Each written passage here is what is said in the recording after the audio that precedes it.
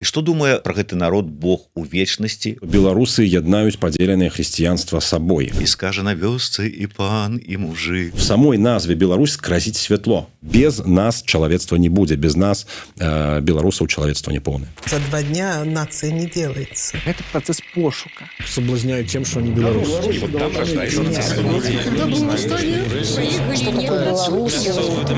Честность – это не национальная идея. Працягваем шукаць, прамаўляць, намацваць беларускую нацыянальную ідэю.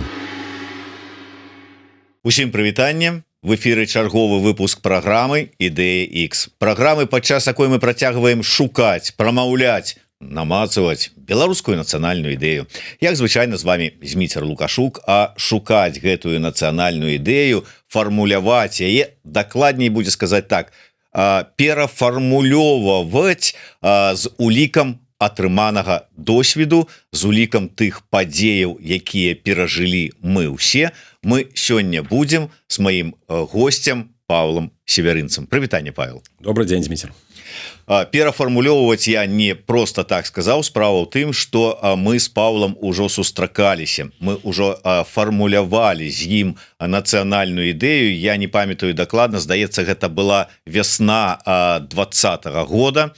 І гэтая нацыянальная ідэя, якую у той час, вясной 2020 года, яшчэ задоўга да падзеяў лета, восені 2020 года, Павел фармуляваў, яна ёсць у вось гэтай нашай першай кнізе «Беларуская нацыянальная ідэя», кнігу, якую лукашэнкаўскі рэжым прызнаў адной з першых разам з кнігай Альгерда Бахарэвіча «Сабакі Еўропы» экстрэмісцкай літаратурай, экстрэмісцкімі матэрыяламі. Вось тут ёсць Павел Северынец і яго нацыянальная ідэя, якая гучыць так: наша нацыянальная ідэя – гэта Христос, які гаворыць па-беларуску.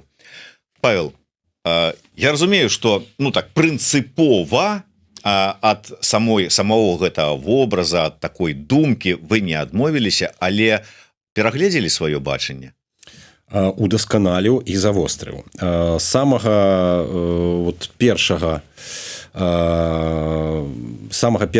так сказаць, узроўню скажу так. Яшчэ ў Наваладарцы атрымаў ліст Владимира Орлова. Владимир Орлов сказаў: это ідэя Ісус Христос, які размаўляе па-беларуску, адгукаецца ў многіх і многіх сэрцах. Але не гаворыць па-беларуску, а менавіта размаўляе. Тут ёсць пэўная розніца. Размаўляе па-беларуску. Это першае ўдакладненне. Другое ўдакладненне: у турме за ўсе гэтыя 5,5 гадоў я стараўся взяць як прыцэл вось гэтую ідэю в дачыненні да кожнага горада ці мястэчка Беларусі, да кожнага гістарычнага перыяда Беларусі, да кожнай асобы Беларусі і праверыць іх. А там выяўляецца Ісус Христос, які размаўляе па-беларуску. І прыйшоў да высновы, што ў тысячах феноменаў, тысячах вобразаў Беларусі ва ўсе гістарычныя эпохі. Гэтая нацыянальная ідэя менавіта ў такім светлым крыжам яна прабіваецца практычна паўсюль ва ўсіх. Я прывяду адну з цытат. Я адмыслова перад запісам гэтай размовы перачытаў гэтую нашу размову. Дакладней тое, што з той нашай вялікай размовы трапіла потым у скарочаны тэкст, бо размаўлялі мы шмат, але тым не менш звярну увагу на некалькі думак, якія Павел выказаў. Хацеў бы да іх вярнуцца. Мы да гэтай тэмы, на якой мове размаўляе і Христос з беларусамі, і ввогуле важнасць мовы. Ведаеце, не трэба палохаць беларусаў беларускай мовай. Бог даў нам тую мову, на якой найбольш поўна і найбольш ясна выражаная ягоная ідэя пра Беларусь. Безумоўна, нельга забараняць размаўляць па-руску, але я не ўяўляю беларускай нацыянальнай ідэі, выражанай па-руску. Нацыянальная ідэя – гэта не тое, што народ думае пра сябе ў часе, а тое, што думае Бог пра гэты народ у вечнасці. І што думае пра гэты народ Бог у вечнасці пасля ўсяго таго, што вы перажылі за кратамі, пасля таго ўсяго, што перажыў гэты народ у 20-м годзе на вуліцах беларускіх гарадоў і вёсак, таго, што перажывае беларускі народ зараз под рэпрэсіямі і ў вымушанай іміграцыі. Што ён думае пра Беларусь? Бог думаю, тое ж самае, што і самага пачатку, все тысячу гадоў беларускай гісторыі, шлях да уваскрасення, шлях да трыумфу ідзе праз крыж. Ідзе праз крыж. Нема крыжу, нема ўваскрасення. Таму беларусам праз крыж трэба прайсці. Праз вось гэтае укрыжаванне, праз гэта... Колькі стагоддзяў яшчэ можна ісці праз гэты крыж? Столькі, колькі трэба, таму што мы, беларусы, не просты народ. У нас, прынамсі, 4 вялікія задачы, вось якія бачныя, адлюстроўваюцца ў беларускай гісторыі, якія Бог просто наканаваў беларус. Возьмем там, першае, это просто вось быць тым народам, які захоўвае дадзеныя Богам дары. Просто захавацца як народ, захаваць сваю незалежнасць. Это задача нумар 1. Задача нумар 2. Уплываць на іншыя народы, іх прыводзіць да святла. Прычым тут гаворка ідзе пра велізарную Расею і пра захад і пра ўсіх суседзяў. Трэцяя задача – это выхоўваць народ Божы, народ выбраны, народ ізраільскі, які в Бібліі, это просто скразная тэма, праз яго было дадзена дабраславенне ўсім астатнім народам. І беларусы тут унікальныя. Мы аднавілі дзяржаўнасць Ізраілю, і беларускія габрэі аднавілі іўрыт, і захавалі ў свой час, зрабілі дзяржаўным нават ідыш, і гэта шмат іншых вось габрэйскіх тэмаў. Беларусы былі проста калыскай Ізраілю ў той час, калі ён рыхтаваўся да вяртання ў зямлю абяцаную. І нарэшце гэта трыадзінства. Это яшчэ адзін аспект сусветнай місіі і сусветнага маштабу беларускасці. Это стык 3 канфесій.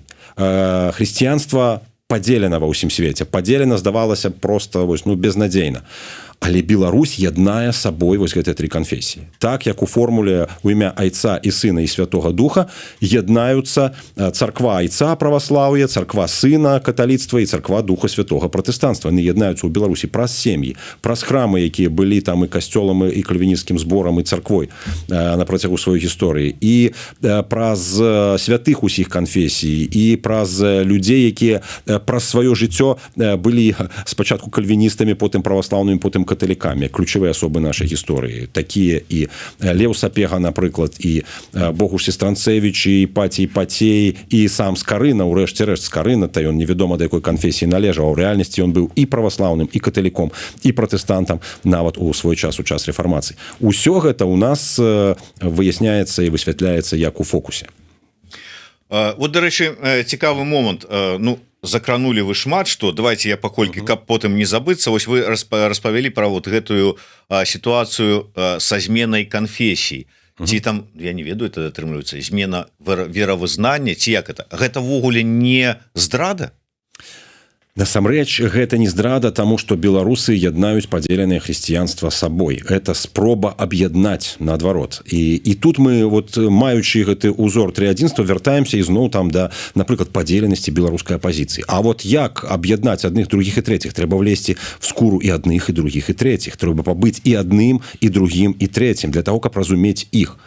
У нас у сям'і, слухайце, я праваслаўны, я іду з раніцы ў царкву на літургію. Пасля яна заканчваецца, я іду ў касцёл, дзе Волечка і Францішак у мяне. А пасля я іду да сяброў пратэстантаў, мы разам молімся з імі. Мы разам яднаем хрысціянстве. Слухайце, это такі клас, это просто не перадаць які духоўны досвед, і ты разумееш, што вось вся Беларусь, яна тут. У Вільні дзесяткі беларускамоўных вернікаў збіраюцца разам, і ты просто бачыш, як Беларусь жыве, як яна кіпіць, якія ініцыятывы тут нараджаюцца. Это просто адгукнецца, я думаю, у стагоддзях беларускай гісторыі. Там супер. І гэта можна зразумець толькі ў такой сістэме 3D. То есть, калі ты бачыш адразу в некалькі вачэй. Беларусь, яны спецыялісты ў гэтым. Яны паліглоты, яны шматмоўныя, яны шматзадачныя, яны геніі. Беларусы гэта геніі, это 10 мільёнаў геніяў. І вось тут яны просто набываюць той досвед, якога не хапае палякам. Поляк католік, так. Рускі праваслаўны, зразумела. Амерыканец, найхутчэй пратэстант будзе. Яны разумеюць толькі трэць свету. Яны ведаюць толькі трэць ісціны. Беларусы тут ахопліваюць усё. Слухай, у вас адразу прыгадваецца песня вельмі вядомая пра тое: і скажа на вёсцы і пан і мужик. Яна праваслаўная, ён каталік, але ў Беларусі змяшаных сем'яў вельмі шмат, кажуць, што да 40%. Вось прайшлі гэты шлях, там калі браць 2 ці 3 пакаленні, здаецца. То бок это ўжо львіная доля беларусаў. Мы такім чынам яднаем сабой падзеленае хрысціянства.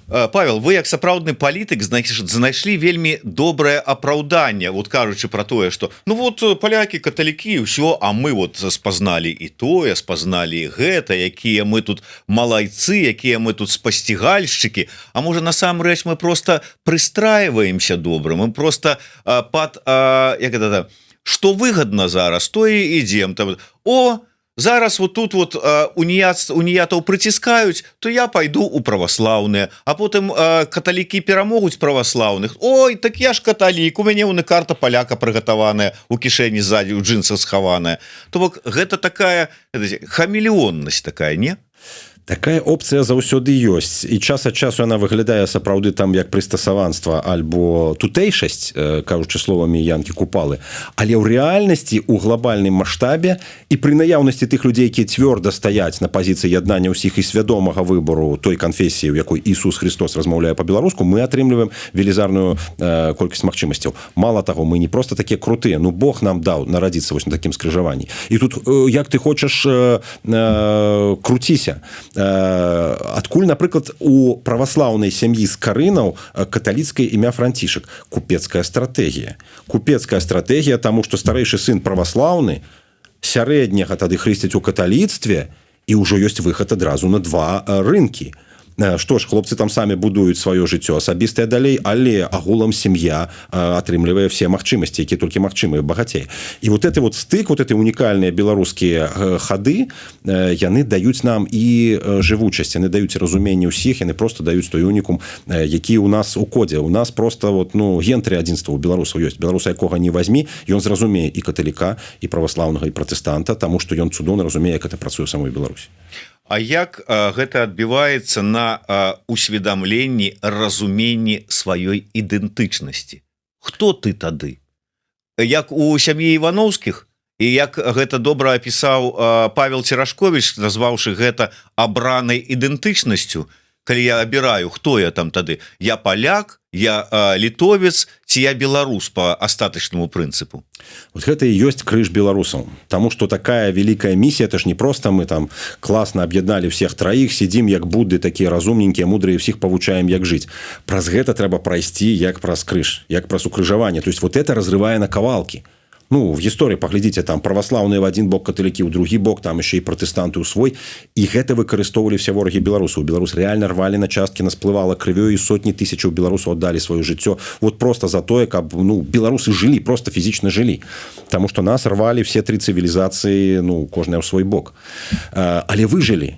І гэта паказвае незнішчальнасць, это паказвае сапраўднасць, это паказвае бясконцасць вось гэтай ідэі, яна звернутая ў вечнасць. І жыве Беларусь, жыве вечна, это не просто так сказано. Это означае, што нам не загінуць, нам уваскрасаць.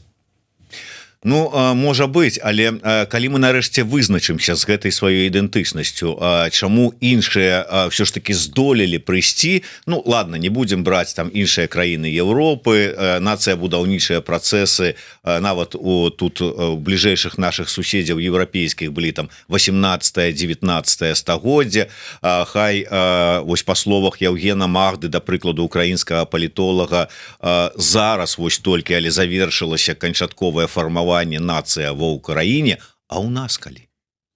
Ці без крыві гэта магчыма?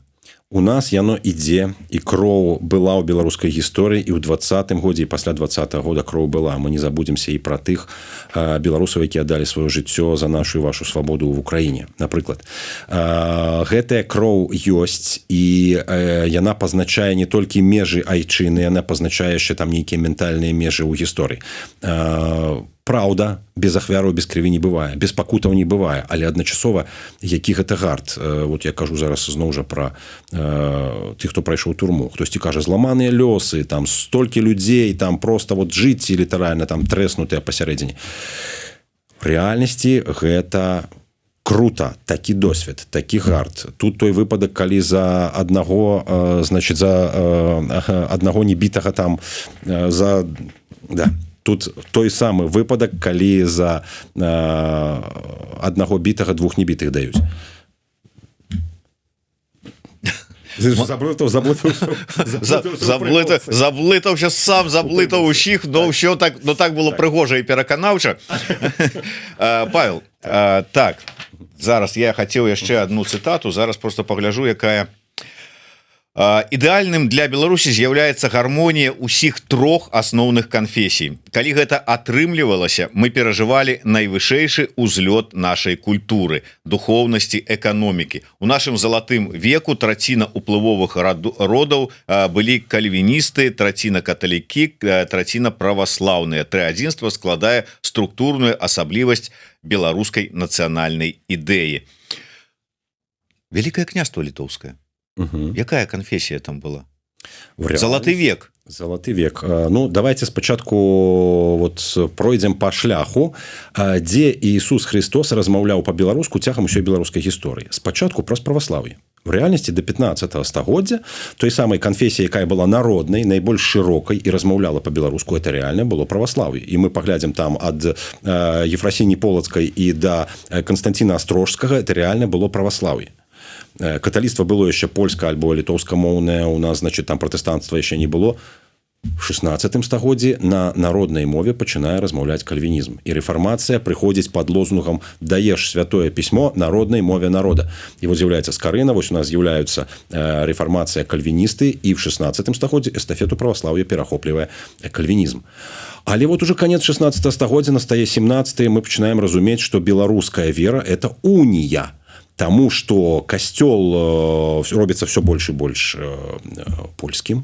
Царква уже пачынае падпадаць пад уплыў Масквы, і в рэальнасці беларускасць Ісус Христос размаўляе па-беларуску ў уніі. І менавіта унія, 80% беларускага насельніцтва, 2,5 стагоддзі робіцца захавальніцай і ёмішчам беларускай культуры, беларускіх традыцый і беларускай нацыянальнай ідэі самой. Адсюль выходзяць і тыя, хто адрадзіў Беларусі ў 19 стагоддзі, менавіта суніяцкіх святароў і з іх сыноў.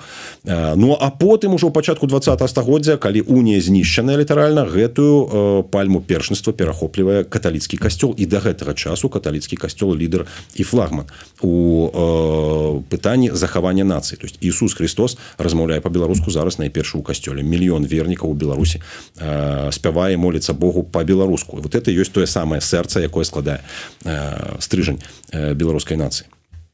Некалі у меня была прэзентацыя нацыянальнай ідэі ў Празе. Пасля да мяне падышлі двое мясцовых беларусаў з пражскай дыаспары і сказалі: Зміцер, ты павінен зрабіць усё, каб мы, беларусы, адмовіліся ад вот гэтага сама назвы сваёй беларусы. Бо гэта чорная метка на нашым этнасе. Мы ліцвіны, і пакуль мы называем сябе беларусамі, што прынесена з царскай Расіі гэтая назва, датуль у нас не будзе шляху на вот этом вот развіцці нацыянальнай свядомасці, у прыняцця ідэнтычнасці, нацыябудаўнічыя працэсы мы не завершым. Не будзе ў нас шляху ў светлую будучыню, ў касмічную далечыню. Давайте абараню Беларусь. Па-першае, пачыналася наша дзяржаўнасць у полацкім княстве задоўга да Вялікага княства літоўскага. Таму 9-10 стагоддзе, калі ў Беларусь прыйшло хрысціянства, вот это і было пачаткам Беларусі і беларускай дзяржаўнасці. І назву Беларусь скралі разам з назвай Русь, прыўласціла яе Масква. Пра гэта вельмі доўга і падрабязна і абсалютна аргументавана пісалі гісторыкі. Паўтараць я іх не буду, а толькі скажу, што мы беларусы, і гэта класна. В самой назве Беларусь скразіць святло. А святло – это не просто там прыгожы элемент нейкі нацыянальнай ідэі, это сама сутнасць. То есть Бог свеціць праз Беларусь. Бог ёсць святло. І нема ў ім ніякай цемры, кажа Евангелие. І наш лён, знакаміты, па якім мы там наперадзе планеты ўсё, і наша соль, якой мы багатыя, і там і кухонныя, і калійныя, і нашыя ясныя вочы, светлыя беларускія, і нашыя там, включаючы і лядоўні, і малочку, і все, чым славутая Беларусь, вот скразіць просто святло. Скразіць святло. Бульбу разрэзаць, і то нават яна там беленькая ў сярэдзіне. Таму вось гэтае святло і Беларусь абсалютна дакладна, адпаведнасць у нас. Я за тое, каб мы заставаліся беларусамі, наша краіна заставалася Беларусю. Дарэчы, Павел, ты калі ўжо там закранули тэму прэтэнзій там ці пытанняў, якія задаюць мне, то я тут скарыстаюся момантам і паспрабую одну прэтэнзію, якую мне выставляюць, перакласці на вас. Ведаеце, мне кажуць, что это за назва такая, что ты носішся з гэтай беларускай нацыянальнай ідэяй. Нема такога у беларускай мове, гэта калька з расійскага, что ты прыдумаў, что ты нам навязываешь. Так вось, у Павла Севярынца яшчэ до таго, як мы не то что выпустили гэтую кнігу под назвай беларуская нацыянальная ідэя, а до таго, як мы пачалі праграму ідэя X записывать, выйшла кніга, якая так і называлася беларуская нацыянальная ідэя. Больш за тое, той кнігі ў мяне няма, а ў мяне ёсць іншая кніга, вось гэта называется яна «Люблю Беларусь», але тут написано 200 феноменаў нацыянальнай ідэі. Так што ж вы цягнеце кальку гэтую расійскую ў беларускую мову? Насамрэч, гэта не калька, гэта сусветны досвед, і беларуская нацыянальная ідэя – это абсолютно адэкватная фармулёўка. Можна, канешне, перайначыць, падаць там на спрадвечна беларускі там ці славянскі нейкі капыл, але абсалютная большасць людзей цудоўна разумее, што азначае нацыянальны. Ну, ёсць две канцэпцыі нацыі, адна з іх амерыканская, яна хутчэй за ўсё такая грамадска-цэнтрычная, то бок это не этнос, а это просто супольнасць грамадзян розных нацыянальнасцяў, якія жывуць у адной дзяржаве, а другая этнацэнтрычная, еўрапейская, і вось з яе зыходзіць і беларуская нацыянальная ідэя, мы частка Еўропы. Ніякіх пытанняў. Так что, ну, конечно, нельга скатываться до нацизму и казать, что наша нация лепш за усіх. Мы такая ж самая нация, як любая іншая, але у нас ёсць свае унікальныя асаблівасці, якія нам даў Бог. І ў параўнанні з французамі, расейцамі альбо украінцамі мы будзем мець сваю адметнасць, свой нацыянальны код, які вось нам і трэба вылучыць, асэнсаваць, і вось тады мы, напэўна, і зможам адстаяць сваю ідэнтычнасць. Наколькі сапраўды ёсць такая небяспека, мне таксама яе выказвалі, прычым некалькі разоў за ўсе гэтыя гады казалі, што вашыя спробы сфармуляваць нацыянальную ідэю гэта не проста шкодныя, а гэта проста нейкая варожасць да, я не ведаю, там да беларусаў, да нацыі, да ўсяго астатняга, таму што нацыяналізм, беларуская нацыянальная ідэя, подразумевае нейкі нацыяналізм. Нацыяналізм раўно нацызм, раўно фашызм, раўно концлагера, але по-беларуску. Ну, это прыблізна як у тым анекдоце, калі мужчына просіць суседку прабіць талончик і кажа, рыбка, калі ласка, прабіце талончик, она пачынае думаць, так, рыбка это, напэўна, шчупак зубасты, а зубасты это значит, таварыш, ён мяне сабакай назваў. Дык гэта з той же самай оперы. В рэальнасці кожнаму чалавеку уласцівая саматоеснасць. Бог зрабіў нас унікальнымі асобамі, не падобнымі да іншых. І вызначыць, для чаго мы такія ёсць. Вот это задача. В першую чаргу задача для верніка. То есть, хтосьці можа сказаць, няўжо, мы і так вот, роўныя людзі, навошта это адрозненні, навошта замарачвацца, навошта там казаць, слухайце, мы ж грамадзяне ўсяго свету, так усё класна. Гэта так не працуе, таму што у кожнага ёсць асабістая місія ў гэтым жыцці, сваё пакліканне, свае жаданні, іх ён увасабляе. У кожнага народа гэтак жа сама ёсць свой лёс, часам сваё наканаванне, свая унікальнасць і свая гісторыя. Без нас чалавецтва не будзе, без нас беларусаў чалавецтва не поўнае. Але Бог разумее усе мовы. Для яго мова не важна. Калі мы пачалі размаўляць на розных мовах, што там з вавілонскай вежай здарылася, то можа нам наадварот трэба адмовіцца ад вот гэтых усіх, што мы тут сабе прыдумляем, нейкія камяні выстаўляем, там мова, культура, гісторыя, там адметнасці нейкія, а вот как бы адзіная мова. Дык вот якраз Бог разбурыў вавілонскую вежу праз адзіную мову. Калі людзі вырашылі, раз адзіная мова, давайте мы народ, мы дамо, мы сіла, мы права, які Бог, мы самі людзі, зробім усё. Разбураная вавілонская вежа. І як дабраславенне людзям, каб яны не ганарыліся, так сказать, у сусветным, у глобальным маштабе, раздадзеныя асобныя мовы. Это не праклён, а это добраславенне, каб людзі асэнсоўвалі сябе не толькі праз сваю сям'ю там ці свой род, але і праз свой народ. І гэта важна, таму што Бог думае пра гісторыю не толькі праз асобы. Мы чытаем Евангелие, там напісана: ідзіце навучыце ўсе народы, і апостолы пасланыя да народаў, і там народы сотні разоў паўтараецца слова народы. Ну чаму Бог не сказаў: ідзіце навучыце ўсіх людзей? Евангелию. Нет, все народы, потому что Бог мыслит народами, и категория гісторыі, она таксама мыслит народами. И мы, беларусы, народ, один з тых, якія павінны заняць свое месца в гісторыі. Павел, все ж таки вот мы узгадали, что нация будаўнічыя працэсы пачаліся, умоўна кажучы, там 18-19 стагоддзе, нацыі, этнасы, потым у нацыі прайшлі гэты шлях, фармулявалі там свае нацыянальныя ідэі, будавалі в адпаведнасці з ім свае там светапогляды, дзяржавы, структуры і ўсё астатняе. Потым пэўны час как бы сказали: ну все, мы как бы зрабілі, яны сваю там місію выканалі. Ну атрымліваецца, усе прайшлі праз гэта, апроч беларусаў. Можа быть, ну мы до такой ступені унікальныя, что нам просто нейкая там нацыянальная ідэя і не патрэбная ўвогуле. Яна патрэбна, але я паўтаруся яшчэ раз, у беларусаў настолькі высокая, складаная, цяжкая, крыжовая нават місія, што мы час ад часу адграбаем просто за ўсё чалавецтва. І мы просто павінны разумець, што на такім скрыжаванні геапалітычным, як мы, ну, бадай, ніводная іншая нацыя не жыла і не жыве. Адначасова з гэтым трэба разумець, калі мы хочам застацца і выканаць сваю місію на гэтай зямлі, нам сапраўды трэба прайсці вот некалькі пунктаў і палітычнай свядомасці. І не толькі валодання сваёй мовай, але і вот размовы на сваёй мове. Калі беларус не будзе размаўляць з беларусам па-беларуску, ніякай Беларусі не будзе. Я таксама вось глядзеў, скажам, допісы пад тым же самым фэстам, відэа з фэста «Надзеі».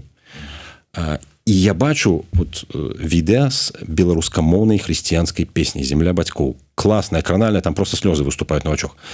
І каментары под гэтым пераважна расейскамоўны. Боже, как это прекрасно, как разворачивается душа. Я думаю: господи, беларусы, ну что вам яшчэ трэба зрабіць для того, каб вы беларускую мову свою родную хвалили хоть по-беларуску? Вот эта беларуская песня, она кранае вас за струны, за сэрца душы. Давайте же размаўляць. Ну чаму, напрыклад, у той же самой Вільні, нават у беларускай гімназіі з Карыны дзеці в асноўным размаўляюць па-расейску паміж сабой. Урокі па-беларуску.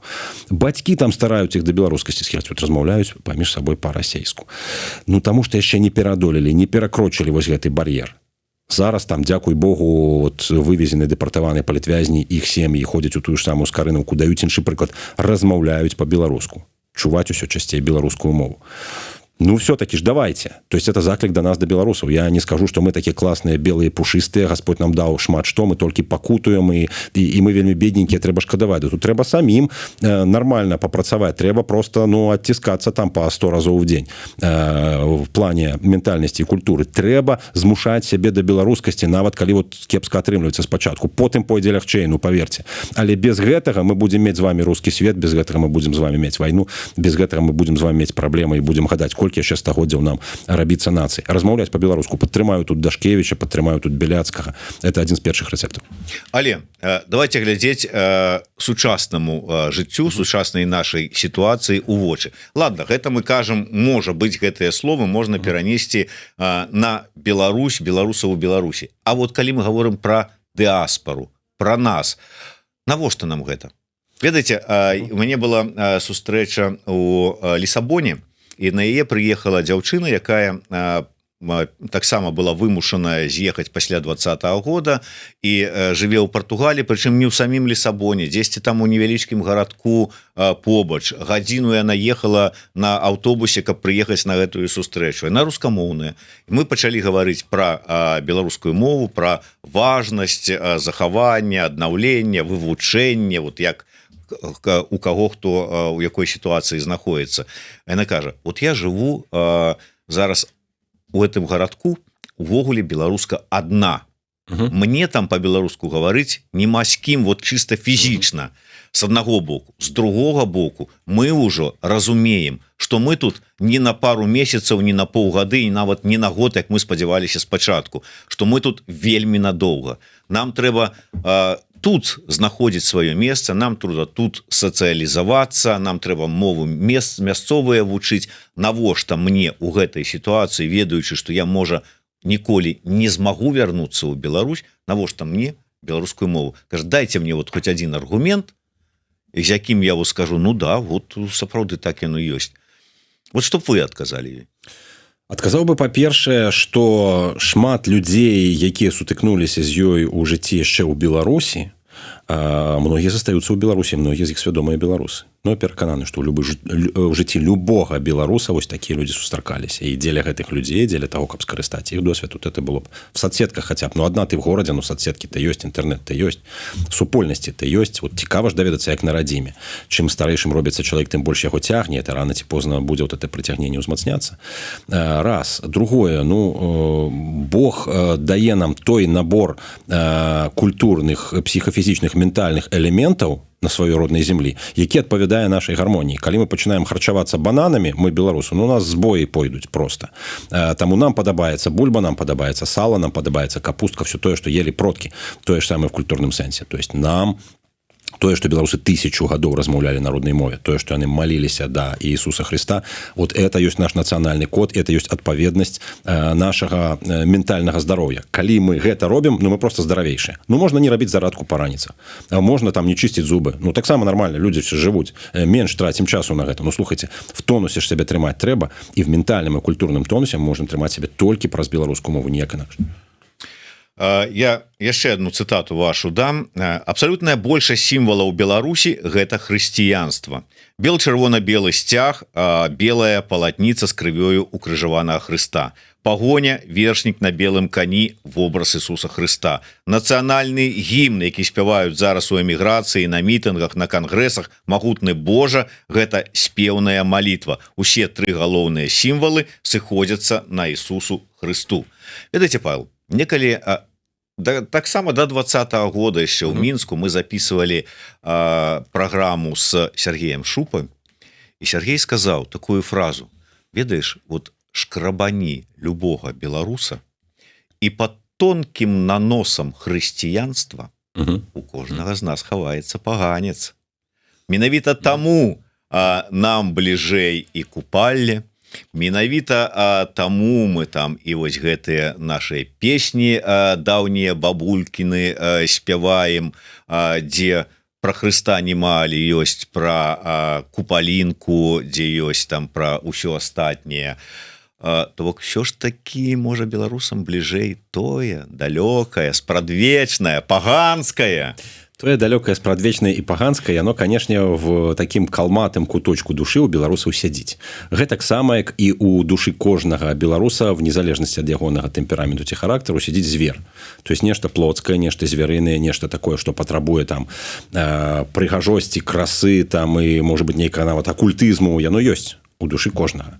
Але імкненне да святла, да праўды, асэнсаванай, свядомай свабоды і справядлівасці, яно жыве і выяўляецца якраз праз хрысціянства. І тут пытанне, ці мы будзем жыць цялесным такім плотскім жыццём і абагаўляць там просто вот, ну, саміх сябе, там сваю плоть, сваё цела, як робіць паганства, так? Альбо мы будзем імкнуцца да чагосьці вышэйшага.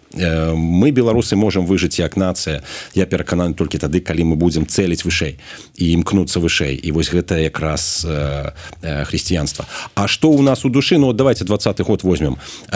Збіраліся там пратэсты, пандэмія, людзі выходзяць на вуліцу, там старую апазіцыю там перасаджалі, альбо зашугалі, альбо яна з'ехала, ну, здавалася б, нема. Вот новая хваля падымаецца.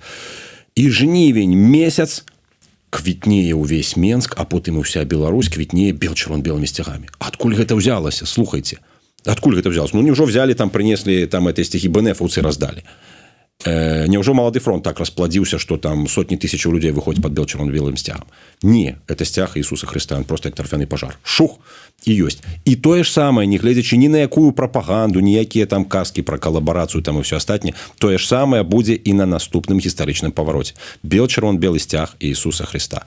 Пагоня і гімн «Магутны Божа» будуць нашымі нацыянальнымі і дзяржаўнымі сімваламі. Будуць, але я вам скажу, адкуль ён узяўся і раскрыю вам вочы, правду раскажу. Звычайны марш, ну, умоўна, мы іх называлі дваровы, там вот у нас у Мінску, на Малінаўцы, там каля Зубра сабраліся людзі, і я падыходжу, каб вот зрабіць матэрыял і рэпартаж для радыё, і пытаюся ў людзей, што вас сюды вывела. Стаяць 3 чалавекі под чырвона-белымі сцягамі, усе 3, да аднаго падыходжу. Ну, я троху тут канцэнтрую, так, таму што там не то, што яны вось стаялі побач адзін з адным, я так вот хадзіў, але вот у аднаго пытаюся, чаму вы тут, што вас сюды вывела? Чалавек под чырвона-белым сцягам. Ён кажа, я супраць Лукашэнкі, но я за Россию, за Путина. Падыходжу до другого, ён кажа, я супраць Лукашэнкі, я за незалежную Беларусь, но не приставайте ко мне со своим белорусским языком. Третий, я за супраць Лукашэнкі, я за незалежную суверенную Беларусь, беларускую Беларусь на беларускай мовай. Вось яны. І такія людзі стаялі в адной калоне, яны ішлі под чырвона-белымі сцягамі. Якія яны ўзялі ў руки, ну, як мінімум двое з іх, як знак пратэста. Не як нацыянальную, культурніцкую ці якую-небудзь іншую каштоўнасць, на знак пратэста, таму што тыя людзі, якія да 9 жніўня на гэтыя акцыі, там на сустрэчы хадзілі, трымаючы ў руках у адной чырвона-белы, у другой чырвона-зялёны сцяг, таму што мы ж за адзінства, мы ж вот усе разам. Пасля ночы з 9 на 10, калі іх білі под гэтымі чырвона-зялёнымі сцягамі і у гэтых самых невядома, што рабілі у пастарунках міліцэйскіх, яны ўжо з імі стаяць не маглі з чырвона-зялёнымі сцягамі. І яны ўзялі на знак пратэста, не больш за тое. Ну, на той момант, прынамсі. На той момант, але ўвесь свет бачыў тысячы і тысячы чырвона-белых сцягоў. І беларуская нацыя яшчэ раз паклала сабе ў сэрца гэты сцяг. Асвяціла яго праз гэтыя пратэсты, праз боль, праз турмы, праз смерці. Цяпер гэта сапраўды той сцяг, на якім кроў, это той сцяг, на якім чысціня і бель. І я думаю, што все тыя беларусы, якія памылкова дзесьці там ухапіліся там за ідэю моцнай рукі ў вобразе Пуціна, нават за ідэю Лукашэнкі як добрага гаспадара, там у двукосе добрага, так? Альбо за непрыняццё беларускай мовы, это все наносное, это все сыдзе, это все сплыве. Вот шугаць як полымя з чалавечага сэрца будзе чырвона-белае. Ну, гэта мне, безумоўна, вельмі прыемна чуць, але калі вось такія погляды, што мы, якую Беларусь, што мы зможам пабудаваць з такімі людзьмі? З такім, не з людзьмі, з такім раскіданым, ну, как бы так, ідэалагічна і ідэнтычна грамадствам. Паўтаруся яшчэ раз пра тое, што гэта ёсць беларускі крыж, і толькі праз крыж у нас будзе ісці шлях да ўваскрасення, але адначасова скажу, што пасля 20-го году і ў выніку 20-го года адсотак людзей, якія разумеюць, што Беларусь беларуская, што Беларусь это в тым ліку і беларуская мова, і што Беларусь яна супраціўная ідэі паглынання Расіі альбо проста вот рускага міра, гэтая колькасць людзей яна пашырылася ў разы. Я просто бачу, раней гэта была просто вузкая праслойка, там 10%, ну 20% разумелі, там 10-30% гатовыя былі гэта прыняць. Многі былі просто за Европу, толькі б там не за Расію, да, і нам там лепш жыць. Зараз сапраўды складаецца беларуская нацыя, і калі глядзіш на допісы ў тых жа самых сацыяльных сетках, зірнеш у той жа самы Трэц, ну ніколі там такіх штармоў не было до 20-го года, як вот зараз. Причем ідэнтычнасць абсолютно вот ясно выказывается. І тысячи людей просто готовы вступать у спрэчку, хотя они разумеюць, что за гэта можа прилететь. Могут силовики погрукаться завтра за тое, что ты пишешь в этом трэце. Не, люди все равно ідуць на гэта і сцвярджаюць свою ідэнтычнасць. І гэта ёсць плён 20-го года. Это ёсць классная перавага, это ёсць перамога, потому что тут мы досягаем крытычнай масы, неабходнай для ператварэння нацыі, для яе увасаблення ў паўнавартасную нацыю. вы з тых людзей, хто вот над гэтым спробай падштурхнуць гэтае пераўтварэнне нацыі працавалі не адзін год, не адзін дзесятак гадоў. На жаль, я так разумею, вы ўсё ж таки прапусцілі тыя дваровыя сустрэчы, якіх было вельмі шмат, жнівень і потым там восень 20-го года. І гэтыя дваровыя сустрэчы насамрэч вельмі парадавалі мяне тымі зменамі, якія адбываліся ў беларусах, таму што беларусы раптам нечакана для сябе, відаць, у тым ліку, а для нас тым больш, адкрылі ўсё беларускае.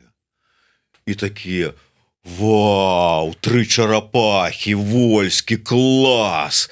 А тое, што на той момант Вольскі 3 чарапахі лупіў ужо 23 гады, ну, оно как-то вот мимо прайшло. І такі: о, гісторыя беларуская, так мы ж, оказывается, не толькі ў лаптях, мы ж яшчэ падоршай-то вот этим вот и навалять могли. Мацкевич, философия по-белоруску, ничего не понятно, но очень интересно. Лупи, Мацкевич. Ганна Северынец рассказывала мне историю про то, как она выступала на одной дворовой сустрэчы, рассказывала про расстраляных поэтов и про свои книжки. Як прыскочыла спазніўшыся нейкая жанчынка з выгляду падобная на супрацоўніцу там нейкага выканкама с начосом, все так правильная, такая шпёка, горача, села такая, все выслухала уважліва, по заканчэнні расштурхала ўсіх, подскочила и говорит на Ганну: «Женщина, представьтесь!» Говорит: «Ганна Северынец, письменница. Очень хорошо все рассказывали, буду читать ваши книги».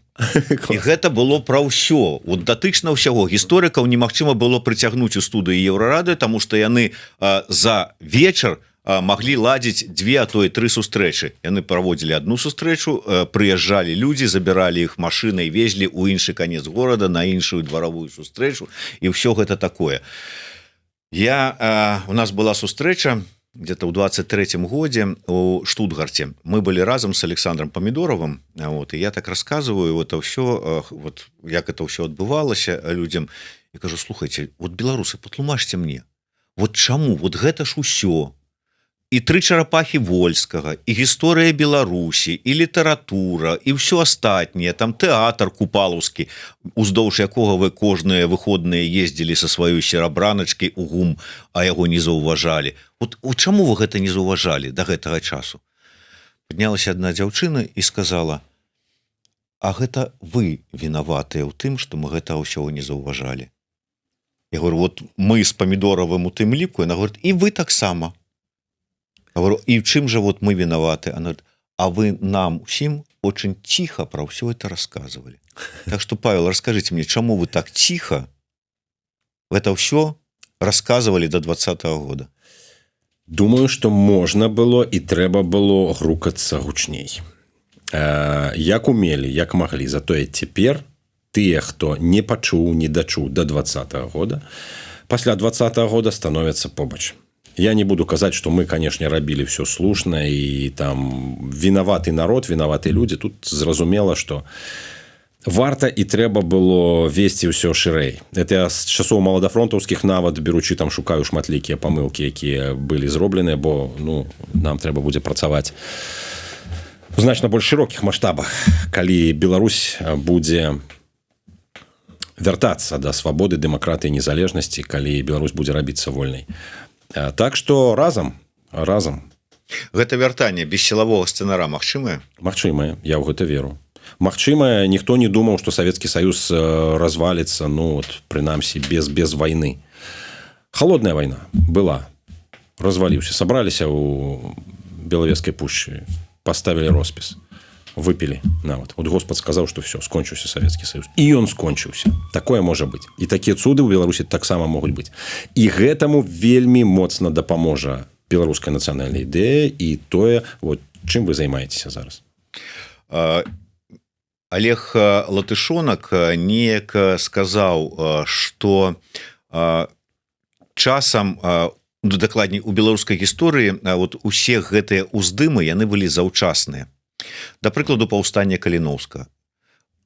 Уздымаць паўстанне супраць царскай России у той час гэта было самагубства і не варта было гэтага рабіць, тому что чым все скончылася, траціна пайшло на это самое на смерть, траціна поехала ў Сібір фактычна таксама на смерть, траціна сказала ой не якая Беларусь, мы палякі вообще все забылі, живем далей сваё жыццё, а займаліся б адукацыяй, займаліся б гэтымі сваімі праектамі культурніцкімі і спрабавалі давесці беларусам, што яны беларусы, можа быць і по-іншаму бы ўсё развярнулася. Правда, ён сказаў, што і пачатак салідарнасці таксама было заўчасна, бо чым ўсё скончылася ваенным становішчам, і 20-й год заўчасны быў.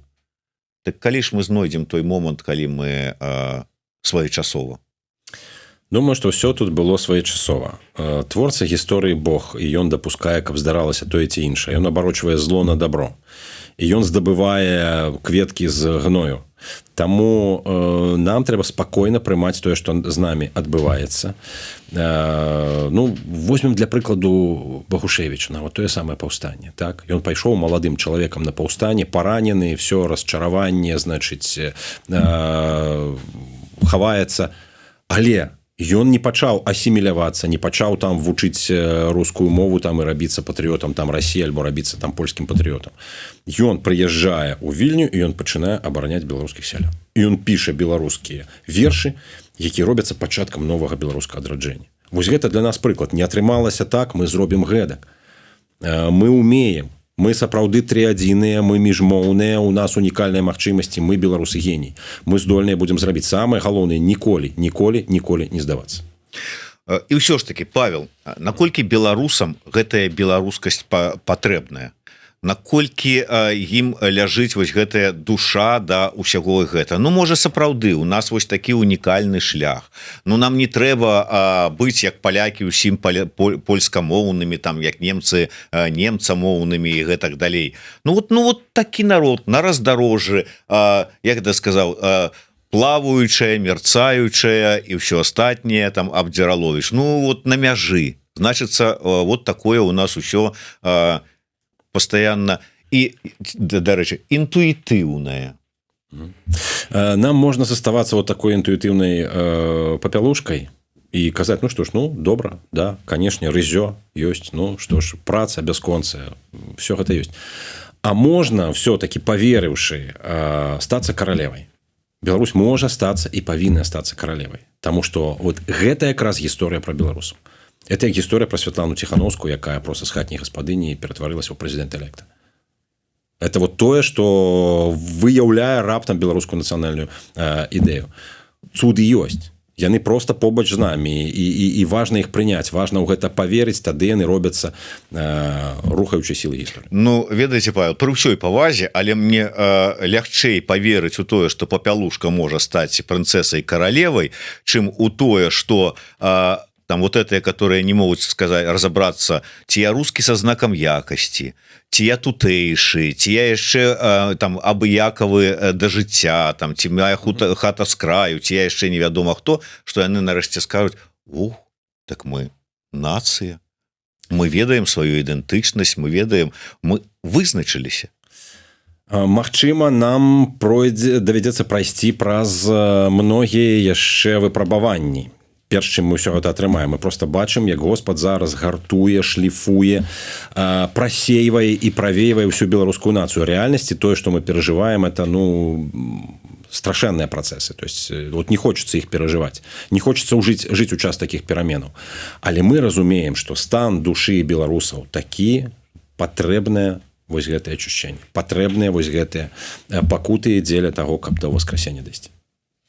Не хочу я вот гэтага, патрэбныя гэтыя пакуты. Але давайте вот трошку про іншае. Усё ж такі, ці гатовы вы прабачыць, ці гатовы вы вот у 20-м годзе, пасля таго, што мы бачылі на вуліцах гарадоў там у ноч з 9 на 10 і пазней, беларусы такія сталі і такія: это не можа быць, гэта не беларусы. Гэта хутчэй за ўсё якіх-небудзь расіян прыгналі, гэта яны. Не могуць беларусы з беларусамі так сябе паводзіць. аказалася что гэта беларусы. Не было там ніякіх прывезеных там расіянаў ці яшчэ каго, і ў турмах вас катавалі, у тым ліку беларусы, якія жывуць вот побач з намі і ўсё. І вот як прыйсці сказаць, ну Бог сказаў прабачаць, я прабачаю, і забыцца ўсё. Асабіста я прабачаю, таму што я веру ў Ісуса Хрыста, Христос прабачаў і маліўся за сваіх ворагаў, я іду за ім. Але я цудоўна разумею, што грамадства, у тым ліку і тыя, хто перажыў гэтыя турмы, і тыя, хто быў дэпартаваны альбо выехаў з Беларусі, в большасці сваёй гэтак не думаюць. Яны хочуць справядлівасці. І я лічу, што гэта законна. То есть Бог это не толькі пра любоў, Бог это не толькі пра ласку, Бог это яшчэ пра праўду, свабоду і справядлівасць. І таму, калі будзе ісці гаворка пра нейкі суд, вот я асабіста не гатовы там сведчыць асабіста супраць тых, хто катаваў мяне. Я прабачаю. Але я прызнаю абсалютна законным, і я падтрымліваю ідэю пра тое, што справядлівасць мусіць быць, і кожны мусіць адказаць за свае ўчынкі. Перад Богам і перад людзьмі. Перад людьми найперш, тому что вот правильно, на мой погляд, сказал Паша Виноградов, что калі чалавек не атрымае пакаранне за свае злачынствы, гэта прыводзіць у яго там да думкі, что пакарання-то няма, беспакаранасць. Я могу і заўтра зрабіць тое ж самае ці яшчэ больш. Як у свой час сказаў Зміцер Дашкевич, мы не асэнсавалі, не осудили, не провели у сябе декоммунизацию, и тому мы маем с лукашэнкаўскім рэжымам тое, что маем. Так и тут. Это таксама праўда. Это таксама праўда. Тут вот асабістае і народнае варта раздзеліць. Кожны чалавек асабіста мае права прабачаць. Народ разумее, што не выжыць, калі мы просто заплюшчым вочы і скажам, гэтага не было. А гладзіць па галоўцы нельга. Катаў і гвалтаўнікоў. Это толькі разбэшчвае іх. Так, паціху падыходзячы да завяршэння нашай праграмы, некалькі такіх пытанняў, то есть амаль кожны раз, калі выходзіць наша праграма, я думаю, дзесьці там, дзе б ён не знаходзіўся, і каецца Альгерду Бахарэвічу, таму што я люблю узгадываць размову, там кавалак размовы, якая у нас з ім была. Усё ён сядзеў на гэтым жа самым месцы, дзе сядзіце вы. Мы таксама з ім ужо была другая наша размова. Это быў позняя вясна 22-го года, пасля ўжо таго, як пачалося гэта вялікае ўварванне ва ўкраіну. І я кажу, Альгерд, вот беларуская нацыя заўсёды была падзеленая. Але калі раней была яна падзелена найперш у дачыненні да стаўлення да там нацыянальных каштоўнасцяў, там мовы, сімволікі, ўсё астатняе, то пасля 20-го года мы падзеленыя на тых, хто біў, і на тых, каго білі. Уявім сабе, што ў нас ёсць магчымасць вярнуцца, вот мы вяртаемся, як мы будзем падзеленую вось такім чынам нацыю з'ядноўваць. І мне кажа, ведаеш што? Это ўсё ерунда. Не гэта самае страшнае. І з гэтым мы лёгка справімся. У каго рукі ў крыві, той пойдзе ў турму пад суд. У каго, можа быць, таксама нешта там зрабіў, але крыві на руках няма, люстрацыя, там іншыя пытанні, разбяромся. Кагосьці прабачым, і гэта не страшна. Кажу, так а што страшнае? Вясна 22-го года, калі гэта яшчэ не было мейнстрымом. Ён кажа, падзел на тых, хто з'ехаў, і на тых, хто застаўся. Я кажу, слухай, мы ж, ёсць у нас недзе адрозненні, але у галоўным мы аднолькавыя. Мы хочам справядлівасці, мы хочам законнасці, мы хочам сумленных выбараў, мы хочам жыць паводле, справядлівасці. Павел бы Севярынец сказаў, там, Божых запаведзяў, там, ці яшчэ што-небудзь. У нас там могуць быць нейкія адрозненні, але ў гэтым-то мы аднолькавыя, і таму, прычым тут з'ехаў, ты не з'ехаў. Ён кажа, чым даўжэй вось мы будзем падзеленыя вот такім чынам, што хтосьці быў вымушаны з'ехаць, тым больш мы будзем адзін ад аднаго адрознівацца і разыходзіцца, таму што мы мяняемся, і мы мяняемся па-рознаму. Тыя, хто застаўся, яны мяняюцца пад ціскам рэпрэсій, пад ціскам страху, пад ціскам немагчымасці рабіць свабодна і спакойна тое, што ты хочаш рабіць і лічыш правільным.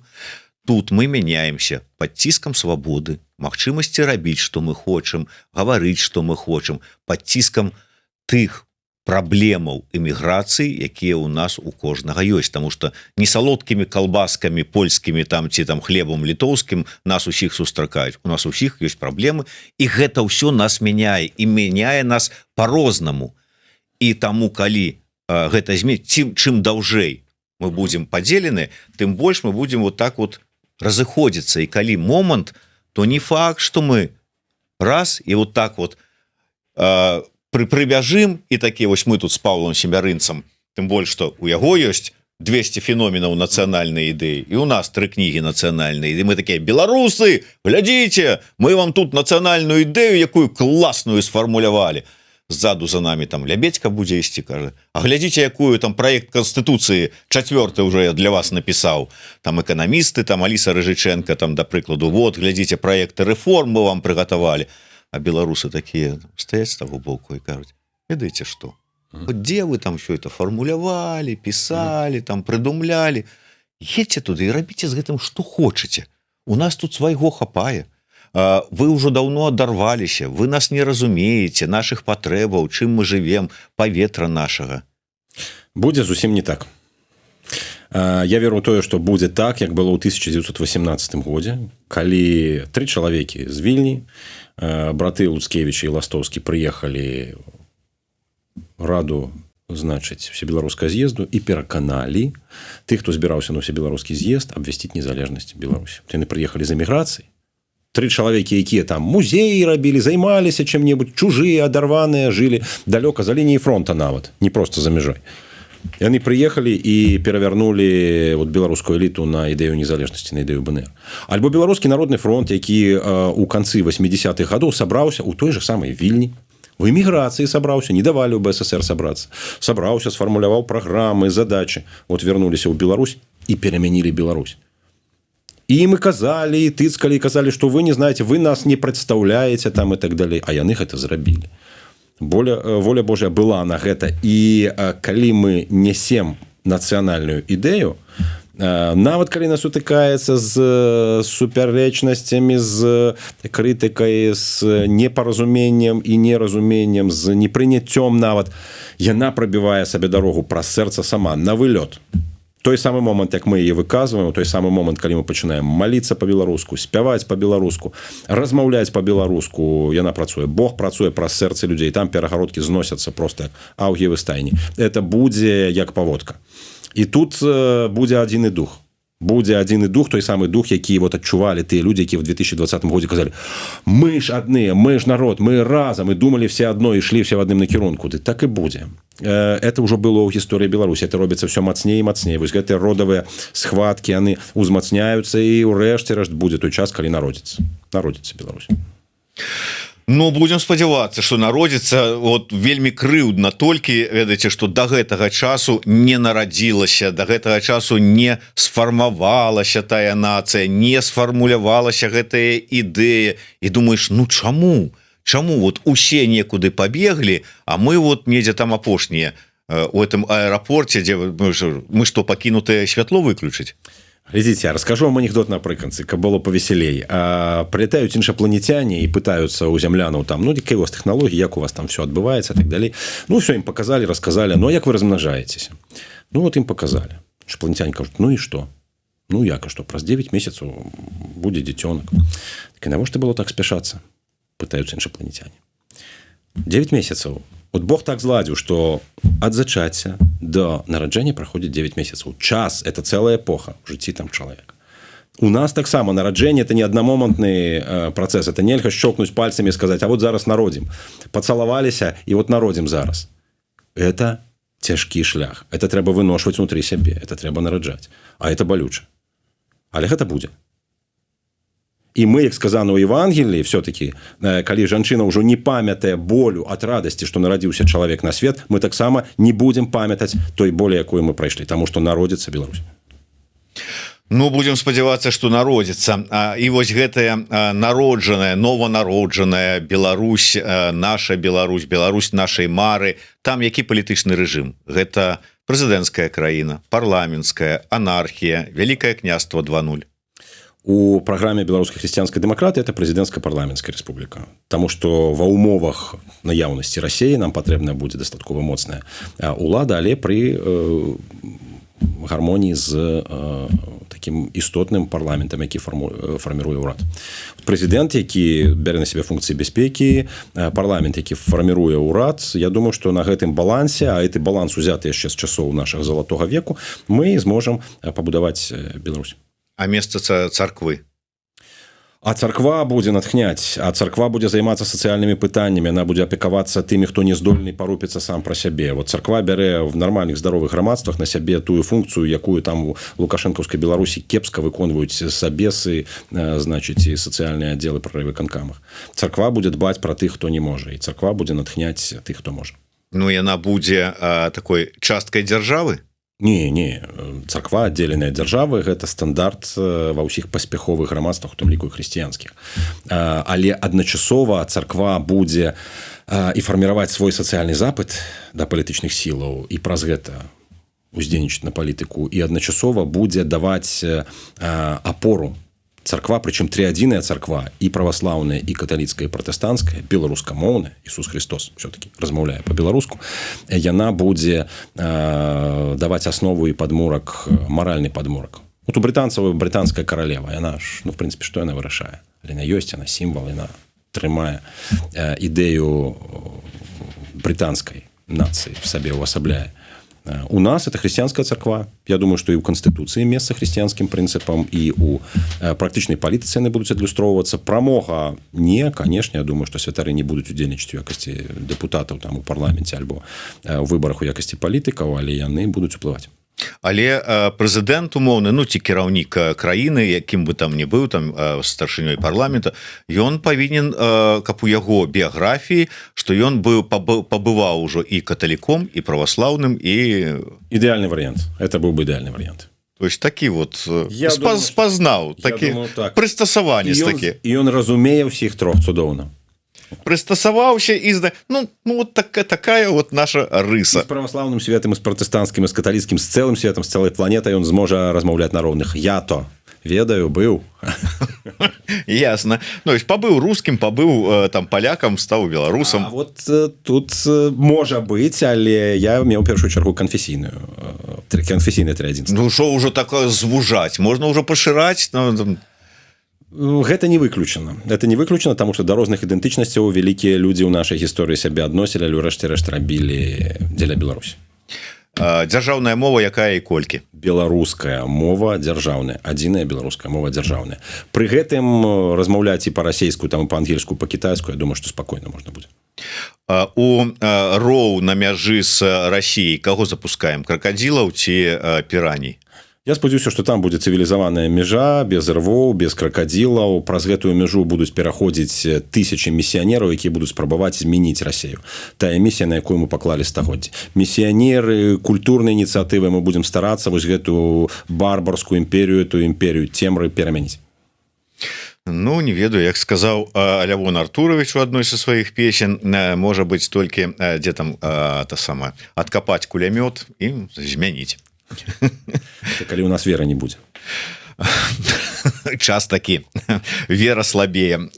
Церквы пусцеюць. Нацыянальная ідэя ад Паўла Севярынца гучыць як? Ісус Христос, які размаўляе па-беларуску. То бок змяніў ўсё ж такі фармулёўку. Удасканаліў. Удасканаліў Уладзімір Арлоў, адразу скажу. Ну што ж, вот ўсё ж такі... прыемна, калі чалавек прытрымліваецца нейкай такой сваёй абранай пазіцыі прынятага рашэння, прынятага вобраза, прынятага бачання. Трошачку падправілі сумесна з Владзімірам Арловым, але нацыянальная ідэя засталася, ну, фактычна нязменнай. Христос, які размаўляе па-беларуску. Такая вось нацыянальная ідэя ад Паўла Севярынца. Так, Павел, ведаю, што у вас трэцяй кнігі няма, першая з вашай нацыянальнай ідэі ёсць, ну, але азнаёміцца тым, як беларусы бачаць нацыянальную ідэю у выгнанні і на вайне, таксама варта. Дзякуй вялікі. Дзякуй вялікі вам. Дзякуй, Зміцер. Дзякуй яшчэ раз. Павел Севярынец, Христос, які размаўляе па-беларуску, нацыянальная ідэя. Жыве Беларусь. Жыве. З Богом.